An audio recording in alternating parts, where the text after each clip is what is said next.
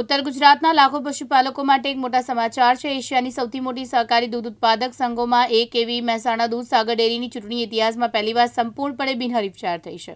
ઉમેદવારી ફોર્મ પરત ખેંચવાની અંતિમ દિવસે 15 ડિરેક્ટર બેઠક માટે બધા જ ઉમેદવારો બિનહરીફ જાહેર થતાં સહકારી ક્ષેત્રે સમરસનો માહોલ છવાયો છે। સમરસ ચૂંટણીની વિગતો। દૂધસાગર ડેરીના 15 ડિરેક્ટરોની બેઠક માટે ચૂંટણી પ્રક્રિયા હાથ ધરવામાં આવી।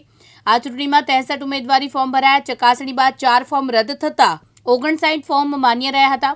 સહકારી આગેવાનો દ્વારા લાંબા સમયથી ચૂંટણીને બિનહરીફ બનાવવાના પ્રયાસો ચાલ્યા હતા, જેને આખરે સફળતા મળી છે। મહેસાણા દૂધસાગર ડેરીના સૌ અઢી જિલ્લાના આગેવાનો, પશુપાલકો અને જેમનો ઠરાવ થયો હતો એવા બધા જ અમારા પ્રતિનિધિઓ, બધા લોકોનો હું આભાર માનું છું કે જેમને ભારતીય જનતા પાર્ટીની પેનલમાં વિશ્વાસ મૂકી અને બધાએ ફોર્મ ભર્યા પછી એમની વિડ્રોલ ફોર્મમાં સહી કરી આપી હતી। એના કારણે આજે આ સમરસ પેનલ બની છે। આખી સમરસ પેનલ બનવાના કારણે આવનારા 5 વર્ષમાં દૂધસાગર ડેરીનો વિકાસ ખૂબ સારી રીતે થશે અને દેશના પ્રધાનમંત્રી આદરણીય મોદી સાહેબ, ગૃહ અને સહકારિતા મંત્રી આદરણીય અમિતભાઈ શાહ સાહેબ જે રીતે ગામડું સમૃદ્ધ થાય એના માટે ચિંતા કરતા હોય છે, અને સહકારી સમૃદ્ધિનો જ્યારે મંત્ર એમને હાથમાં લીધો ત્યારે એ મંત્રને સાકાર કરવા માટે દૂધસાગર ડેરીનું આખું નિયામક મંડળ પણ પ્રયત્ન કરશે।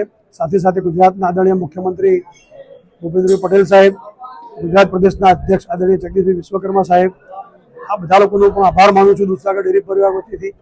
બધા લોકો સાથે મળી આવનારા દિવસોમાં દૂધસાગર ડેરીનો વિકાસ થાય, પશુપાલકને દૂધના સારા ભાવ મળે, વર્ષના અંતે સારો ભાવધારો મળે, એ દિશામાં અમે કામ કરતા રહીશું અને સાચા અર્થમાં આદરણીય મોદી સાહેબનું જે સપનું છે સહકારી સમૃદ્ધિનું, એ સાકાર કરવાની દિશામાં અમે સૌ સાથે મળીને કામ કરીશું।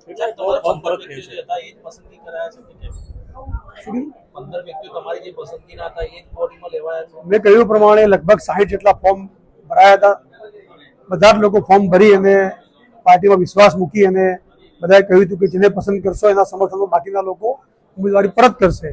અને આજે હું અભિનંદન આપું છું ચૂંટાયેલા બધા લોકોની સાથે સાથે જેમને ઉમેદવારી પરત ખેંચી છે એ લોકોએ પણ મોટું મન રાખીને જે કામ કર્યું એના માટે એમને પણ અભિનંદન આપું છું। અને ખૂબ સરસ બધી જ્ઞાતિઓને સમાવતું ગુલદસ્તા પ્રમાણેનું આખું નિયામક મંડળ બન્યું છે। મેં કહ્યું પ્રમાણે દેશના પ્રધાનમંત્રી આદરણીય મોદી સાહેબ, આદરણીય અમિતભાઈ શાહ સાહેબ, ગુજરાતના મુખ્યમંત્રી ભૂપેન્દ્રભાઈ પટેલ સાહેબ, આદરણીય પ્રદેશ અધ્યક્ષ જગદીશ વિશ્વકર્માજી, અમારા સૌ લાખો પશુપાલકો અને જેમનો ઠરાવ થયો હતો એવા બધા જ પ્રતિનિધિઓનો આ તબક્કે ખૂબ ખૂબ આભાર માનું છું। જે ચૂંટણી હતી એ 63 જિલ્લા જે કુલ ફોર્મ ભરાયા હતા એમાંથી ભારતીય જનતા પાર્ટીના જે 15 ઉમેદવારો બિનહરીફ વિજેતા જાહેર થયા છે અને બાકીના લોકોએ ભારતીય જનતા પાર્ટીના નેતૃત્વ વિશ્વાસ મૂકી અશોકભાઈ ચૌધરીના નેતૃત્વ અને છેલ્લા 5 વર્ષના કરેલી કામગીરીના ઉપર વિશ્વાસ મૂકી અને સૌએ ઉમેદવારી પત્ર પાછા ખેંચ્યા છે।